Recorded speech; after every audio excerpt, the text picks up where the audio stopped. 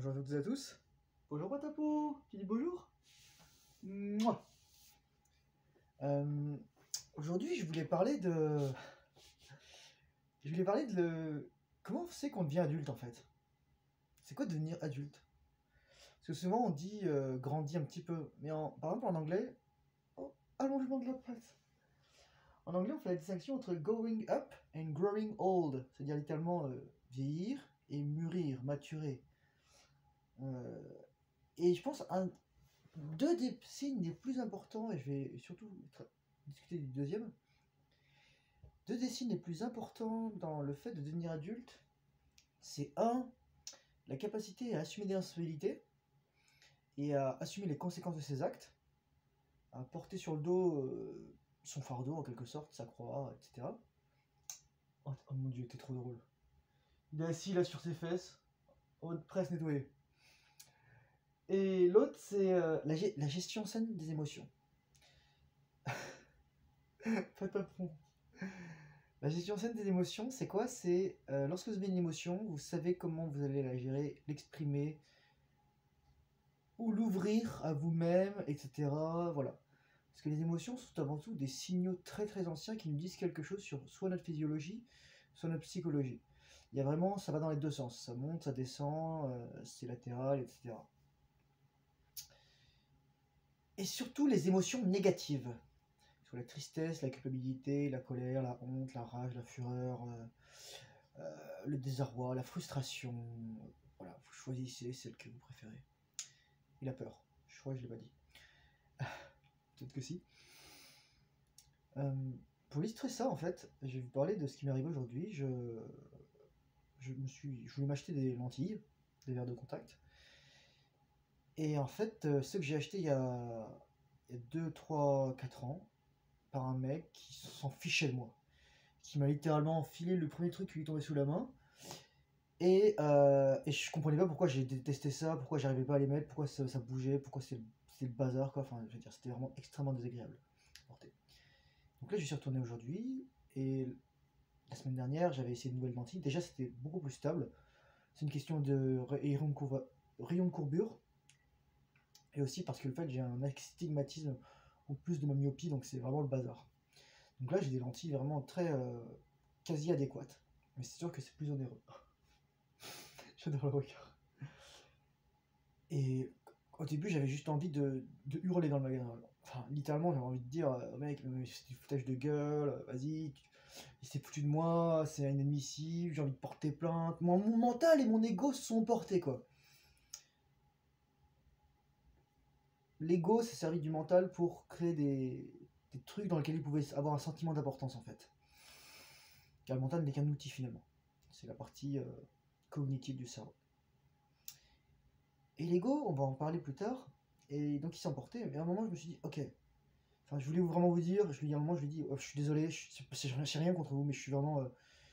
Bon, au début, j'étais vraiment en colère, mais ensuite, là, maintenant, je suis juste triste, parce que là, ça fait 4 ans que j'ai les mêmes lentilles.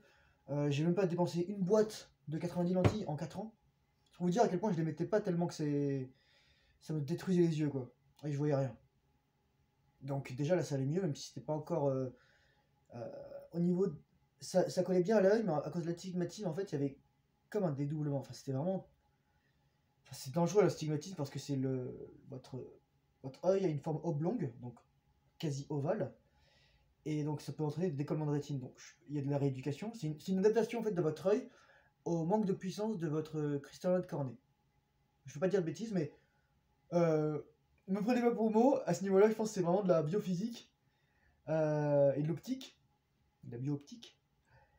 Mais à ce niveau-là, c'est vraiment voilà, votre œil va s'adapter en longueur ou parce que vous êtes né comme ça. Mais disons que le corps change tout le temps. Le corps crée et détruit de l'os tout le temps. Le corps crée des tissus et détruit des tissus tout le temps. C'est tout le temps un truc permanent. Et je reviendrai aussi là-dessus. Donc premier point, l'agitation.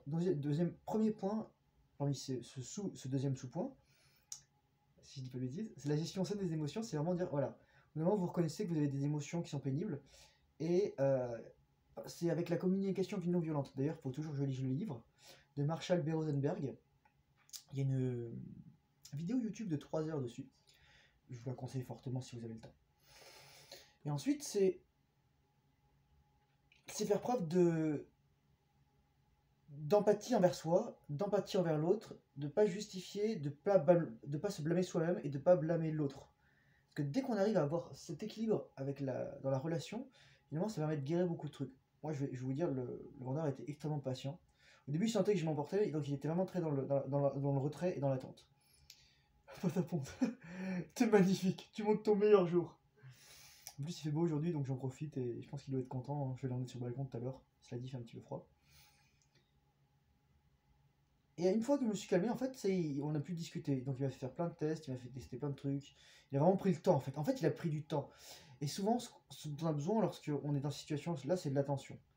Et malheureusement, lorsqu'on est dans une situation, je dirais, standard, c'est-à-dire un couple ou une famille, etc., on a tellement de soucis au quotidien qu'on pense même plus à ça, en fait.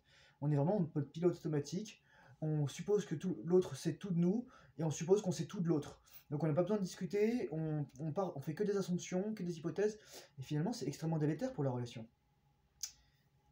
C'est ça, donc gestion saine des émotions. Deuxième souvent la question de l'ego, c'est en fait l'ego, Jung, il disait que, Carl Gustav Jung, psychiatre suisse, dauphin de Freud, entre autres, il disait que, pionnier des psychédéliques, donc il disait, je m'arrête arrêté de m'interrompre, il disait que l'ego c'est en fait c'est le creuset entre l'ombre et la lumière, c'est le moment, c'est le point d'incarnation en fait entre votre existence physique et votre existence psychique, d'une certaine manière. Et moi, ce que je disais aussi, c'est que l'ego, en fait, c'est ce qui veut notre survie. L'ego, c'est le cerveau reptilien, c'est ce qui veut pas de changement, donc conservation de l'homéostasie, c'est ce qui veut pas de perturbation, c'est ce qui veut rester le même, en fait.